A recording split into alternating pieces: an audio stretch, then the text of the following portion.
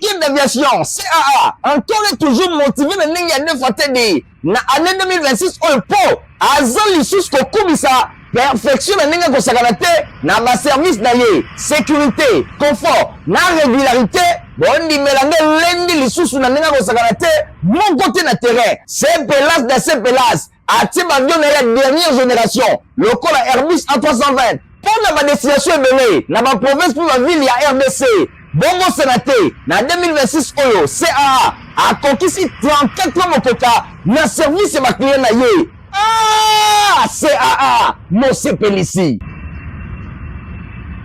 Boye bola mona bolandi ya journal ya pepe pona peuple info lingala mbote na bino nyonso tofongoli yango pona kotalisa bino ndenge président ya Assemblée nationale a président Kibongo plénière mokolo ya jeudi 2 avril kuna na palais du peuple.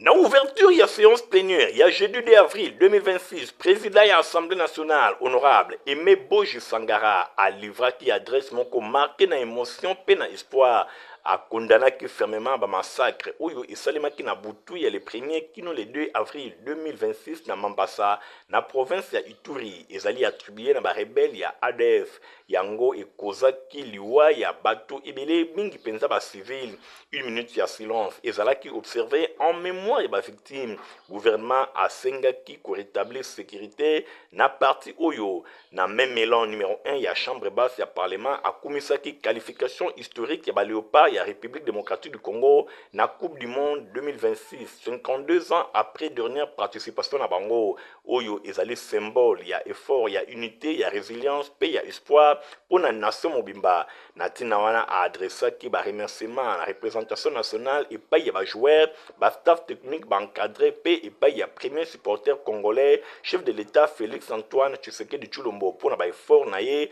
oyo azali ko viser ko remettre nation na biso na ba rendez-vous nyonso événementiel mondiaux plénière et kobaki pona kosala examen ba matière oyo ezalaki inscrit na ordre du jour dominé na contrôle parlementaire na tina wana honorable Bakele Mugabo a adressaki question orale avec débat na ministre d'État ministre de la justice pona oyo etali situation ba juge consulaire mingi penza non paiement ba prime na bango na réaction membre ya gouvernement a évoqué ki ba contrainte budgétaire pe annoncé ki ba mesure corrective en cours. Question orale ya Lotika Likwela na ministre ya industrie yango ezalaki bongo reporté pona empêchement ya ministre po oyo ya honorable Chikuma Mwamba pona oyo etali pollution ya ba zone minière adressé na ministre ya environnement yango etiamaki na évidence insuffisance ya cadre légal na matière environnementale na ngambo mosusu Assemblée nationale examinaki pe adoptaki recevable rapport ya audition ya directeur général ya SNEL présenté na commission anti-intique na lien à enjeu à secteur énergétique. Au total, 347 députés participent à la séance plénière où il y a aussi engagement à la chambre basse du parlement dans le contrôle et action gouvernementale et suivi à dossier stratégique Yamboka. Na cadre ya contrôle parlementaire échange moko esalemaki entre ba éli nationaux na ministre ya environnement pona oyo etali bongo protection ya environnement na secteur minier ya République démocratique du Congo héritier mapinde mapesi no ba détail. Na cadre ya contrôle parlementaire échange moko ya kafu ezalaki entre ba éli nationaux et longona ministre ya environnement développement durable nouvelle économie ya climat autour ya ba enjeux liés na protection ya environnement na secteur minier na République démocratique du Congo na suka ya séance oyo ya question d'actualité député national Eric Chikuma Mwimbai a kumisaki clarté pe précision ya ba réponse oyo ezalaki apporté na ministre asolina ki nécessité ya kokende au-delà ya ba engagement pour produire des résultats tangibles sur le terrain. Selon les dispositifs légaux et réglementaires pour viser et prévenir différentes formes de pollution environnementale où ils allaient exister. Toutefois, efficacité, éthique tributaire et renforcement, il y a mise en œuvre mingi à travers meilleure coordination interministérielle et synergie accrue entre les structures où ils allaient concerner. Pour les députés à Zouakipe Act, il y a mise en place d'instructions et à président de la République, la Commission nationale ad hoc au sein du ministère de l'Environnement. structure oyo eza pona mission ya koveiller na respect strict ya normes environnementales na exploitation minière pe signal moko jugé encourageant na dynamique ya gouvernance environnementale pona ko aborder question ya défi. Eric Chukuma Mwimbai ye a insisté mingi na nécessité ya ko renforcer ba mécanisme pe contrainte ya réparation na encontre ba entreprise oyo bazali ko polluer mingi ya relevaki importance ya ko clarifier ba rôle respectif et ba institution oyo ezali impliqué, en particulier ministère ya mine oyo ya environnement pe lisusu ko éviter ba chevauchement pe ba compétence ya ko améliorer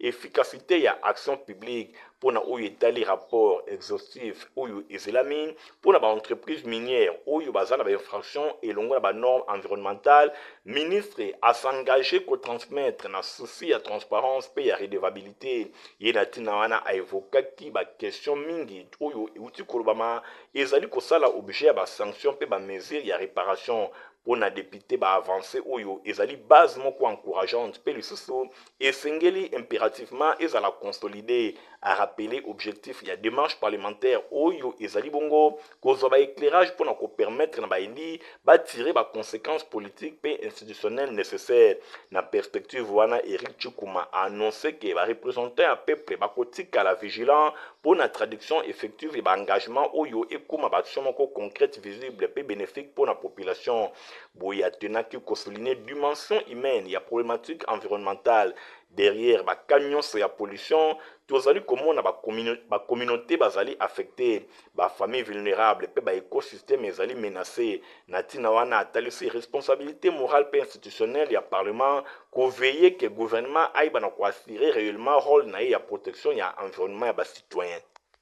Président de l'Assemblée nationale Aimé Boji Sangara ayambamaki na Bangui, capitale de la République centrafricaine, et pas ya président Archange Touadéra après avoir représenté bongo chef de l'État Félix Antoine Tshisekedi Tshilombo na investiture na ye héritier Mapindemi. Après ce nous détail. Avant atika ville ya Bangui, capitale de la République centrafricaine, et pas yoapi akenda qui représentait chef de l'État Félix Antoine Tshisekedi Tshilombo na cérémonie investiture ya homologue naye centrafricain son excellence Faustin Archange Touadéra, président ya Assemblée nationale ya RDC honorable Aimé Boji Sangara ayambamaki na audience epai na ye na bokutani oyo président ya Assemblée nationale a transmetaki ba félicitations ya chef de l'État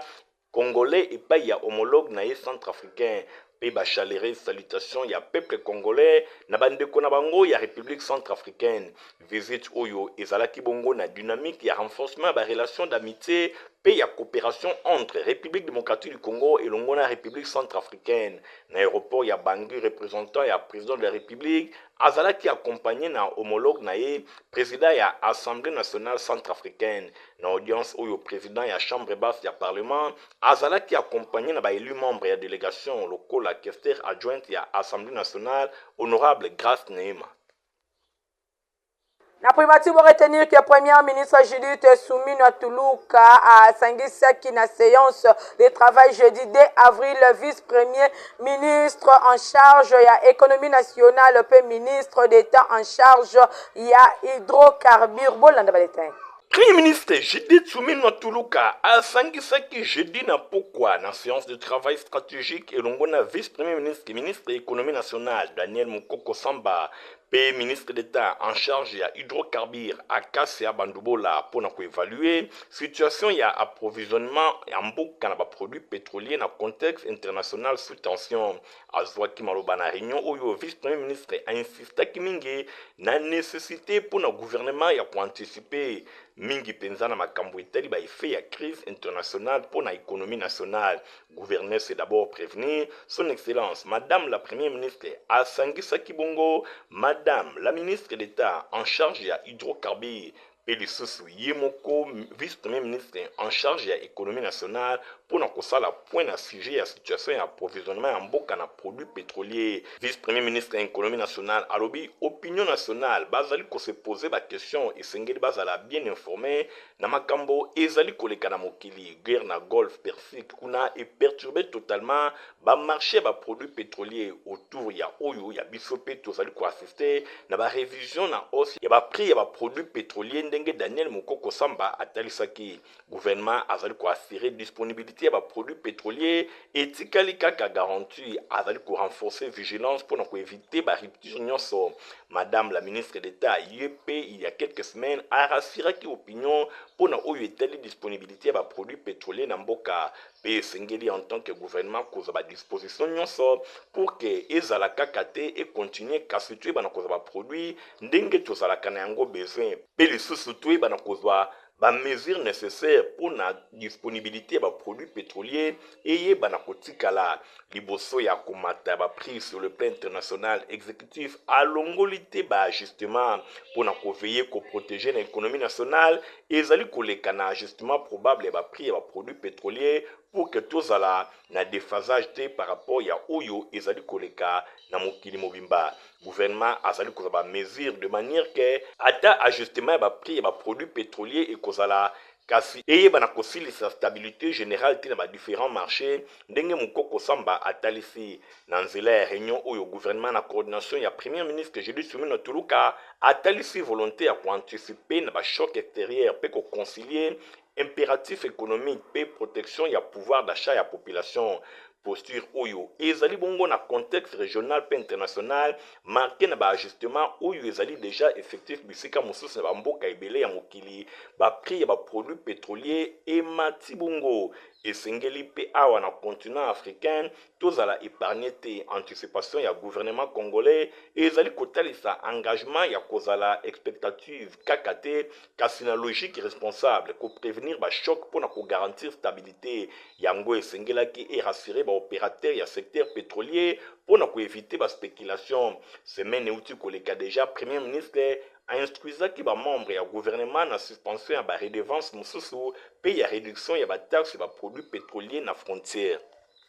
Vice-premier ministre en charge de l'économie nationale Daniel Mukoko Samba a clôturé le 3e forum économique RDC Angola jeudi 2 avril 2026. 3e édition, il y a forum économique entre RDC et Longona Angola et se clôturé jeudi 2 avril 2026 dans la ville de Kinshasa. Une dynamique moko résolument tournée vers l'action. Après 2 jours, il y a un échange à Makassi. 2 pays affiché désormais ambition na bango clair ya ko transformer promesse na projet moko structurant na malobanaye vice premier ministre en charge de l'économie nationale Daniel Mukoko Samba ye aposaki jalon ya nouvelle étape na relation économique entre des nations pona ye alobi 3e édition oyo ezali ko marquer rupture elongo na approche oyo euti koleka alobi toleki na simple intention ya coopérer na définition ya stratégie sectorielle claire. Déclaration oyo ezali kotalisa volonté ba mboka nyonso mibale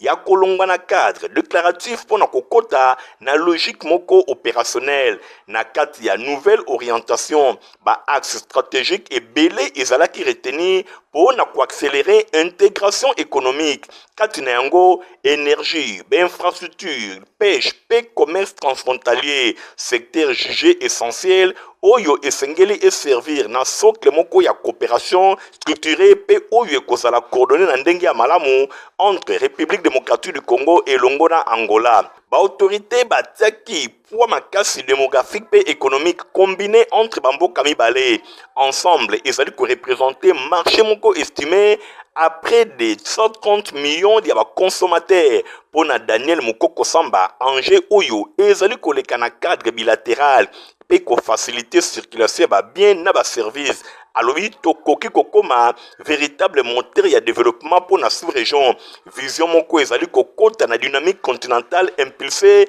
na zone ya libre échange continentale africaine zelekaf na mokuse liboso ba opérateur économique présent message ya gouvernement ezalaki sans équivoque réussite ya coopération et ko dépendre mingi na engagement ya vice premier ministre ye a insisté mingi na nécessité ya ko concrétiser ba engagement na nzela ya partenariat durable mingi sous forme ya joint venture succès ya forum oyo et ko se mesurer kakate na ba discours kasi na ba projet réalisé ndenge vice premier ministre en charge de l'économie atalisi misala ya forum oyo ezalaki débouché na ba recommandation structurante pour faciliter commerce, développement, infrastructure, intégration financière et harmonisation de la politique économique. enjeu ezali désormais koleka rapidement na mise en œuvre pour éviter ba engagement éthique à la lettre morte te. Logique oyo ekoko ba na prochaine édition ya forum économique RDC Angola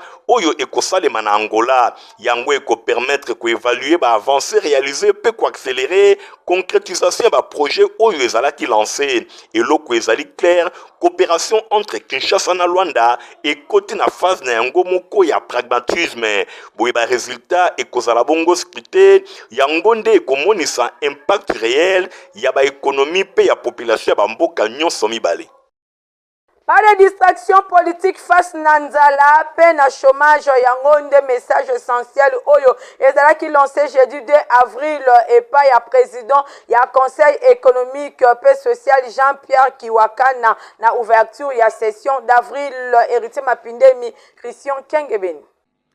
Que la continuité des services. Distraction politique ezalate, liboso ya nzala, pe chômage, yangonde ezalaki message essentiel oyo ezalaki lancé et pa ya président ya conseil économique et social Jean-Pierre Kiwakana Kimayala na ouverture ya session oyo esalemaki jeudi 2 avril. Bo simba pe boyebake, cérémonie ezalaki présidé et pa ya yemoko président ya institution oyo Jean-Pierre Kiwakana Kimayala liboso ya ba invité ya ndenge na ndenge ba conseiller ya république ba utaki pe na ba province ezalaki occasion pour l'institution oyo aye bana kopesa likanisi na ye liboso ya population oyo azali victime ya barbarie na est ya république démocratique du Congo et pa wapi bazali konyokwama natina wana Jean-Pierre Kiwakana Kimayala atalisike esengeli ba congolais nyonso baye bana kosangana pona kosilisa likambo oyo a féliciteki ba léopard ya république démocratique du Congo oyo ba uti kozwa qualification pour la Coupe du Monde et zali pe be forma kasi oyo esalemi na leadership ya chef de l'État Félix Antoine Tshisekedi Tshilombo buena oyo etali allocution na ye alobeli na ba collègue na ye baye bana kosala ba effort ya ndenge na ndenge pour na ko vivre excellence kati na session oyo e uti kofungwama pour na kofongola to ko défendre stabilité crédibilité ya assemblée consultative na bango azanga kipete kotalisa ke esengeli misala e bana kosala toilettage ya comité ya lecture pe ba avion so ezala bongo adopté boye Jean-Pierre Kiwakana a présenté ki ba thématique ya sika oyo commission akoye bana kosala yango pona makambo etambola ndenge elongo bani en rapport na climat ya pays ya sécurité. Jean-Pierre Kiwakana alobi le fait que situation ya guerre na mboka na biso ezali bongo ko handicapé ba effort nyonso ya redressement ya mboka natina wana ba effort oyo chef de l'État azali kosala ezali komona na te likambo etali développement pe mieux être ya population sur le plan social nyonso wana ezali ba cause ya guerre a abordaki pe likambo etali activité minière mingi na province ya Katanga alobelaki ba étude ya ONG pona ba minerais stratégique. Président ya conseil économique et social a regretté la destruction ya ba grandes étendues ya ba forêt suite na ba activité exploitation ya cuivre pe ya cobalt liboso ya makambo oyo ezali kosalema pona situation politique ya mboka mingi penza na oyo ezali koleka na Moyen-Orient. Président ya conseil économique et social alobi esengeli na biso kaka kozala condamné lokola ba nyon na milia ya balu tope tokoki kotalisa souveraineté na biso po tueba na ko protéger makambo nyonso oyo ezali ya biso alobelaki pe débat lié na révision to modification ya constitution pona ye atalisi ke institution na ye na rôle na ye azali ko jouer lokola conseil ya république amoni ke changement nyonso dialogue réforme esengeli et répondre na cahier de charge oyo ezali koluka kimia quiétude ya population pona respect ya intégrité territoriale pe ko garantir ko vivre ba ressources ya mboka na biso nyonso na dignité. À la vue de cette nécessité, le Conseil économique et social de la RDC suggère qu'un cadre de concertation soit mis en place afin de déterminer une stratégie globale destinée à être déclinée aux niveaux étatiques pertinents et assurer une communication efficace, cohérente et rassurante sur les questions économiques, tout en privilégiant les décisions de nature à favoriser la croissance, la création d'emplois et le développement. Pona Kosuki Samalobanaye, président du Conseil économique et social, a rappelé que autosuffisance alimentaire et sengeli ezala objectif pe priorité pour le secteur de la santé pe na ba dimension nyonso koluka formation maîtrise ba traitement ba maladie endémique yango nyonso et sengeli ezala na centre ba préoccupation pe ko plaider pour un système éducatif moko formaté na fonction ba objectif prioritaire. Concours ya éloquence au féminin, première édition lango et sale et kambam o et kambama kepa ya distingué première dame ya RDC Denise Nyakiro Tshisekedi et sale maki moi et l'équipe Stéphane Skande Nathalie Kela Kapenya.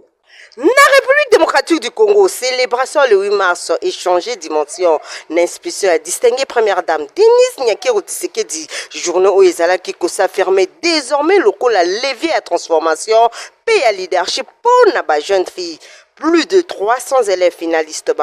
qui na différents établissements. Il y a ville province à Kinshasa, Bazwa qui part na initiative structurante Oyo, na centre à rencontre Oyo, dialogue moko intergénérationnel Oyo et sangisi ba femme ya leader. Kota la ba combat na bango ba avancer pe ba grande conquête il y a droit il y a ba femme kozwa accès na éducation na ba réforme institutionnelle ba échange na bango et tia qui en perspective ba engagement international major locaux la Bewing PCIPD bakisa ba progrès o ezala qui réalisé na niveau national. Bakisa ko conforter ba participants na ba défi actuel notamment où ils allaient liés na numérique au-delà ya partage message mon confort et pesamaki pona kolobaki baki ya lelo ezali ba fruit ya lutte pe ya ba préservation ezali ko dépendre na relève na discours na ye distingué première dame Denise Nyakiro Tshisekedi asenga ki na ba jeune fille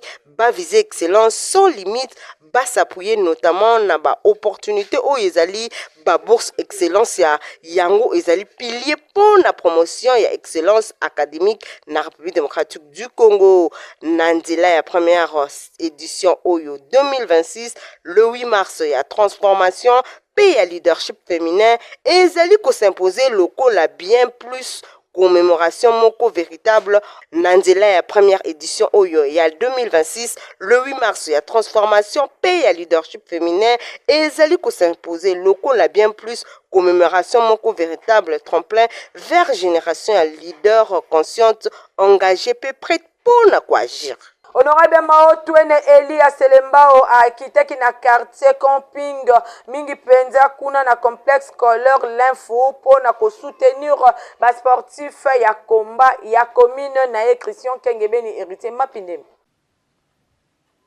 Elia commune ya Selembao honorable Mao Twene lui les responsables oiba mesana kubenga ye papa Selembao akitaki mikoleleki na quartier camping na avenue Madiata na kati école complexe scolaire l'info na tina ya soutenir ba sportif de combat ya commune na ye face ya phénomène kuluna pambate kala toyebaka ke ba quartier oyo pe ba commune de ba sportif bazalaka ko défendre ba valeur na souci wana nde honorable Mao Twene elongo na délégation na ye mobimba balingaki ko assister Tang Sodo club Urido Omnida après des exercices ya ndenge na ndenge nde honorable Mao Twene du les responsables apesaki bango ba matériel ya musala elongo na enveloppe moko ekuba kaka na souci ya ko soutenir jeunesse sportive ya commune na ye na micro ya Info Lingala maître Biling 4e dan atelisaki gratitude na ye envers honorable Mao Twene papa Selembao. Vraiment on a tenu un sentiment honorable ya boy faut tous à la base à la ta dans république mbimba quoi. Donc c'est que c'est un souci ya ko promouvoir art na biso qui tomata toujours tomata tala ba jeune de baza boy donc baza na nous bilenge donc baza na posa ba ko malo la biso biso de ko to kende ba on est to tikela ba statinions quoi. Donc sentiment vraiment sentiment to ya ko te zangi Yemo kopé honorable Mao Twene expliquaki tina ya geste na ye na makam oyo ya malamu lokola boye oyo ta se contribuer na développement ya mboka na biso en général en particulier na oyo ya Ngoma Kinshasa et nazo profiter pour l'occasion ya ko remercier ba organisateur bageste ya boye eza malamu ezoépargne bana na biso baleki na biso na badéléquence et puis na babiloko ya mabe mabe. tobenga ye lisusu nani honorable sans frontières pamba te bana ya commune ya Selemba ntango nyonso bazali komona o na terrain soki na terrain te ozali kopropose nyonso kaka mpo na bolamu ya population ya commune ya Selemba oyo bapesa yo mandat. Honorable Maotwene élu responsable ezalaka bongo koba kaka boye bana Selemba oyo bazali kogarde yo na motema. Pour permettre na clients de voyager dans la condition ya kitoko CAA Acheli Bino Airbus à 320. Michael Gustoto. Ah oui, compagnie africaine d'aviation CAA encore et toujours motivé na ndenge ya nefatedi na année 2026 oyo po azali lisusu kokumisa perfection na ndenge kosakana te na ba service na ye sécurité confort na régularité bondimela nge lendi lisusu na ndenge kosakana te moko te na terrain CPLAS na CPLAS atie bavion na ya dernière génération lokola Airbus A320 pour la destination ebele na ba province pour la ville ya RDC bongo sénaté na 2026 oyo CAA a conquis 34 mokoka na service ya ba client na ye. Ah, CAA mo sepelisi. Élève ya complexe scolaire Mama Pemba bazalaki na séance de travail na ba inspecteur ya Moamba. Thanks for being done with that and we done with that. Thanks for all things we were saying here.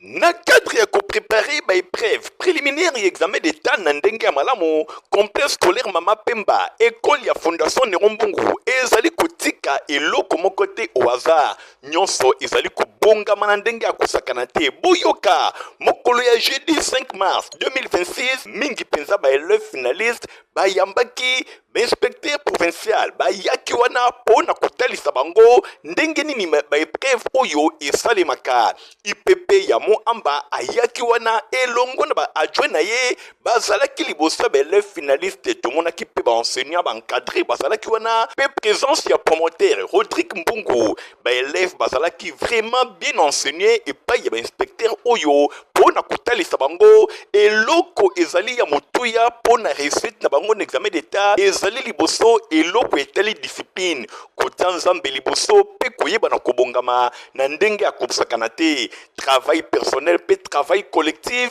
esengeli koassiste na baenseignement nyonso oyo ezali kopesama kofuta bafrais scolaire po bayeba na kobengana yo te nyonso wana ezali kosala ke élève finaliste ayeba na kozala prêt mokolo ya baépreuve ayeba na kose comporter na ndenge ya malamu IPP elongo na baadjoint na ye bazwaki malo na kotalisa baélève finaliste bacontour nyonso ya baépreuve ya examen d'état surtout mingi bapréliminaire oyo ezali kobanda déjà na mois de mai message ya bainspecteur ezalaki bien reçu pamba te baélève ya complexe scolaire Mama Pemba batunaki mpe mituna ya ndenge na ndenge mpona kozwa baéclairage oyo esengeli nde na suka ya nyonso IPP azangaki te kopesa baprécision.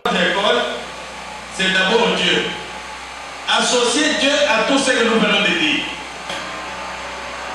Bientôt nous allons finir. Dans ce cadre, justifie l'intérêt que nous avons pour vous. Au précédé, on parlait de la sensibilisation à l'examen d'État. Plus on s'approche de l'examen d'État, des gens sans qualité viennent vers vous pour vous raconter des hérésies. Ils viennent vous raconter n'importe quoi. Souvent, ils vous racontent des mensonges, bien sûr. Comme ils savent que, tel que vous êtes là, tous vous avez un sentiment commun. Qui peut me rappeler les sentiments qui animent? Pour nous, un diplôme de 50%, ce n'est pas une réussite acceptable. Alors, qu'est-ce qu'il faut faire? Première chose, candidat finaliste, une fois arrivé en terminale, de vous rayer sur la liste et vous n'aurez pas de diplôme. Même après la publication, on sait vous empêcher d'obtenir les diplômes. Ne tombez pas dans ces cas-là. bosimba pe boyeba ke encadrement ezali kokoba se kokoba na complexe scolaire Mama Pemba surtout pour na bele finaliste oyo kala mingi te bakosala be preuve préliminaire pe be preuve nyonso examen d'état réussite nde réussite awa na complexe scolaire Mama Pemba école ya fondation Néron Mbungu nyonso ezalaka bien préparé. Na toza $50 américains ya pamba okei Canada, États-Unis pe Schengen elongo na ONG Asbel SRI. SRI Service Réussite Internationale, Assistance Visa, ONG Asbel.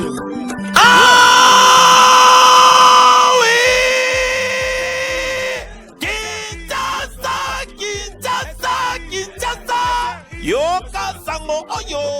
ba memelio na République démocratique du Congo mega promo poto na facilité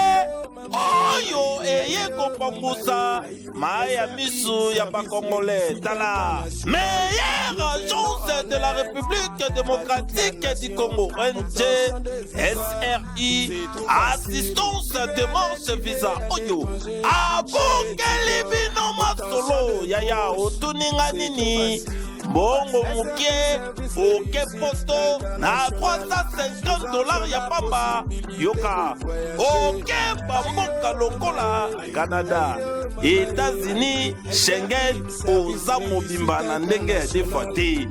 $350 ya pamba olobi $350 ya pamba basaleli yo demarche nyonso na kati obendi visa na yo pepele oke États-Unis oke Canada oke Schengen champion yeyo oyo atikala na senti ya kofe voyager bato libanda ya République démocratique du Congo. $350 oza mobimba na ndenge ya defa te timba monalo tudimi otiva peza potopoto kitoko ozala mukolo to mwana bino nyonso bosengeli komela yango. Protivap encore et toujours. Oyo mama bituna tuna aye bakate tirero apesa mwana ye bire. Ebe na santé kitoko boyo. Olesaka ye nini? Aliaka Protivap. Soka ba mama nyonso batimbe ya Protivap potopoto kitoko pona ba bébé pro. Mama e, soma ye. Mwana na ngai depuis abanda kolia akoli boyo. Aliaka kaka Protivap. Protivap. Protéine, vitamine, énergie. Azama yele na classe abela kate alimbaka te. Ba maman, félicitations na bokoneli bana. Protivap, facile à digérer et nourrissant. Ezana, protéines, vitamines et énergie. Hey, bébé na yo kitoko ninyo esakaye. Ma ba ingakango, santé kitoko nzoto makasi. Matemi disa, mama letsa mwana. Sukana mbimbi. Oye sukana mbimbi. Protivap. En tout cas, bososoli ke journal ya peuple pona peuple yango ekomi na suka soki bo apprécier ngo pesa merci na Nathalie Kela Kapenda oya azalaki na édition na montage pe na sima caméra tozalaki na Fabrice Lundombi journal ya peuple pona peuple ezaka supervisé par héritier mapine bande ko boti kala malam au revoir. Ah oui, compagnie africaine d'aviation CAA encore et toujours motivé na ndenge ya ndefatedi na année 2026 oyo po azali lisusu kokumisa perfection na ndenge kosakana te na ba service na ye sécurité confort na régularité bondimela nde lendi lisusu na ndenge kosakana te moko te na terrain c'est pelas de ces pelas atie bavion na ya dernière génération lokola Airbus A320 pour na ba destination ebele na ba province pour la ville ya RDC bongo sénaté na 2026 oyo CAA akokisi 34 mokoka na service ya ba client na ye. Ah, CAA, Mose Pelisi.